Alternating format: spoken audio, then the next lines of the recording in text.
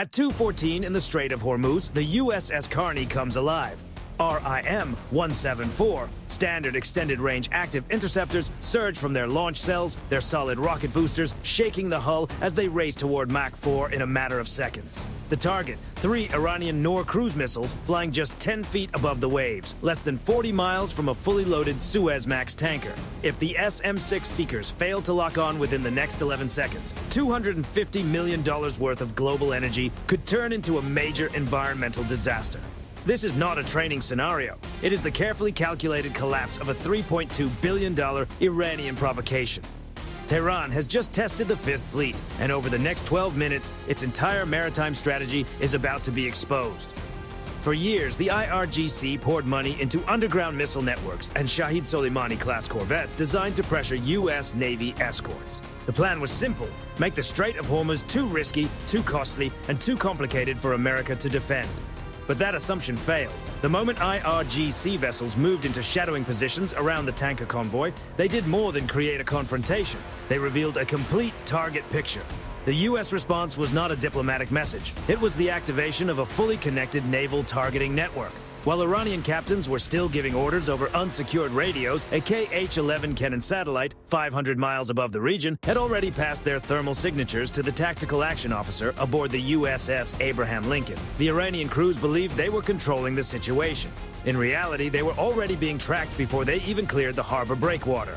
Tehran's $3.2 billion strategy depended on one idea: overwhelm U.S. defenses with saturation strikes. But the U.S. Navy answered with something far more powerful than volume. It answered with information dominance. The moment those 3 Iranian missiles left their launch rails, an AGM-158C-LRASM was already being prepared for a counter-response. That is the hard reality of modern naval warfare. The U.S. did not simply intercept the threat. It used the threat's own radar emissions to reveal hidden Iranian positions along the limestone cliffs. Tehran thought it was setting a trap. Instead, it gave the U.S. Navy a $3.2 billion reason to show who controls the Strait of Hormuz. The Iranian corvettes were now operating inside a complete information blackout. They were aiming at false targets created by U.S. electronic warfare, while the real RIM-174 Standard Extended Range Active Interceptors were already closing in.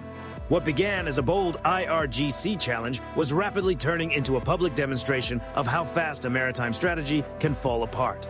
At 2:16, the Iranian corvettes attempted to lock their fire control radars onto the lead U.S. destroyer. That was the trigger. High above them, an EA-18G Growler cut through the sky. The pilot activated the ALQ-218 tactical jamming receiver, and within moments, Iranian radar screens stopped showing a reliable picture. They did not simply lose clarity, they were flooded with confusion. The U.S. Navy was not only jamming them, it was creating digital decoys. Iranian operators saw 50 U.S. ships where there was only one. They saw incoming threats from the north, south, and east at the same time. Their systems were overloaded with signals that looked real, moved like real contacts, and forced them to question everything on their screens. That is the power of next-generation electronic warfare. It finds the exact frequency an enemy system depends on, then turns that system into dead weight. In seconds, Iran's $3.2 billion fleet became blind, isolated, and unable to coordinate. They're trying to aim manually, a sensor technician aboard the USS Carney reported. They've lost the data link. Without that digital backbone, the Iranian missile sites along the coast were effectively cut off. They could no longer communicate properly with the ships at sea. In one move, the U.S. Navy had separated Iran's command network from its frontline vessels. The ships were still moving, the radars were still spinning, the crews were still trying to respond. But the system behind them had already been broken. But the IRGC, under pressure to preserve its image, launched a volley of land-based cruise missiles into the fight. That was the moment the system of systems showed why it stands in a category of its own. The USS Carney did not wait for the missiles to appear over the horizon. An E-2D Advanced Hawkeye, circling at 30,000 feet, detected the launches beyond the curve of the Earth. Through Link 16, the Hawkeye sent targeting data directly to the vertical launch systems aboard the destroyers. The destroyers did not even need to use their own radars to search for the incoming threats. They launched on remote guidance, using the Hawkeye as their eyes in the sky. From the VLSL's RIM-174 Standard Extended Range Active Interceptors thundered into the night. The SM-6 is a $4.8 million example of advanced kinetic engineering. It travels at more than 2,600 miles per hour. It does not simply fly toward a fixed point. It carries its own active radar seeker, adapted from air-to-air missile technology, allowing it to track fast-moving, unpredictable threats with remarkable independence. Within 40 seconds, all 3 incoming Iranian missiles were intercepted 20 miles from the tanker convoy. The impacts appeared as small, bright flashes against the darkness. In that instant, $3.2 billion of strategic pressure faded into a cloud of fragments. But the U.S. Navy did not stop at defense. In modern warfare, defending alone is never enough. If a force only reacts, it eventually gives the enemy too many chances. The most decisive part of the U.S. response came next: the counter-battery strike. The Iranian corvettes, realizing their missile attack had failed, attempted to withdraw towards shallow coastal waters. They believed the area would protect them from larger U.S. warships with deeper drafts. They were mistaken. From the internal bays of the F-35Cs, LRASMs were released. The AGM-158C LRASM is one of the most advanced anti-ship missiles in the world. It does not depend on GPS, which Iranian forces were attempting to disrupt. Instead, it uses an imaging infrared seeker and onboard decision-making software to identify enemy vessels and compare them against a 3-dimensional target library. The AGM-158CLRASM moved low and quiet, skimming just 10 feet above the waves at 600 miles per hour to remain difficult to detect. It did not simply strike the Iranian ships, it selected the most vulnerable section and hit with controlled precision. While the surface engagement unfolded, another silent asset was already in position beneath the waves. The USS Florida, an Ohio-class guided missile submarine, had been resting near the seafloor for 6 days without being detected. On the Admiral's command, the Florida launched a coordinated flight of BGM-109 Tomahawk land attack missiles. The BGM-109 Tomahawk, costing around $2 million per missile, is one of the U.S. Navy's longest-reaching precision strike tools. These missiles were not aimed at the ships. They were aimed at the coastal missile sites themselves. The Tomahawks followed the shape of the Iranian coastline, moving through the valleys of the Zagros Mountains at 550 miles per hour. They did not aim for the mountain surface. They targeted ventilation points, access routes, and reinforced bunker entrances. The follow-on effects inside the underground sites were strong enough to trigger alerts on nearby coastal monitoring buoys. The message was unmistakable. Depth, rock, and distance were no longer enough to hide from a connected targeting network that moves at digital speed. By 2:26, only 12 minutes after the first radar contact, the engagement was effectively over. The Iranian Shahid Soleimani-class corvette, once presented as the pride of a $3.2 billion modernization effort, was disabled. 2 additional fast attack craft had also been taken out of the fight by RIM-162 ESSM interceptors. The RIM-162 ESSM is the Navy's close-range specialist, capable of extreme 50G maneuvers to stop threats that get within 30 miles of the carrier group. The economic result was devastating for Tehran. In 12 minutes, Iran had lost nearly 20% of its modern naval tonnage in the area, along with 3 major coastal missile sites. The U.S. Navy, meanwhile, had used less than 0.1% of its available missile inventory. That was the true measure of the engagement: efficiency. For the Iranian crews, it was a chaotic and overwhelming end to the operation. For the sailors aboard the USS Abraham Lincoln, it was procedure. Inside the Combat Information Center, the tactical action officer checked his watch. Targets neutralized, convoy clear, resume standard patrol speed. There was no celebration, no cheering, no dramatic speech. He simply took a sip of lukewarm coffee and started preparing the paperwork for the mission debrief. To make sure the remaining Ghadir-class submarines did not attempt one last reckless move, the USS Carney launched a RUM-139DLA. This weapon is a hybrid system, a rocket that carries a Mark 54 torpedo. The rocket sends the torpedo 5 miles away in a matter of seconds. Then the torpedo drops into the water and begins an active acoustic search. The Iranian Ghadir-class submarine heard the ping of the Mark 54 entering the water nearby and immediately performed an emergency surfacing maneuver. Moments later, it appeared above the waves with a white flag. The message was clear. Inside a system of systems this advanced, stealth was no longer a guarantee. What made this U.S. Navy action so overwhelming was not only the physical result, it was the lasting psychological and electronic pressure left behind. For the next 48 hours, the U.S. Fifth Fleet maintained a full electronic cordon over the Persian Gulf. U.S. aircraft stayed on high alert with AGM-88 HARM missiles ready.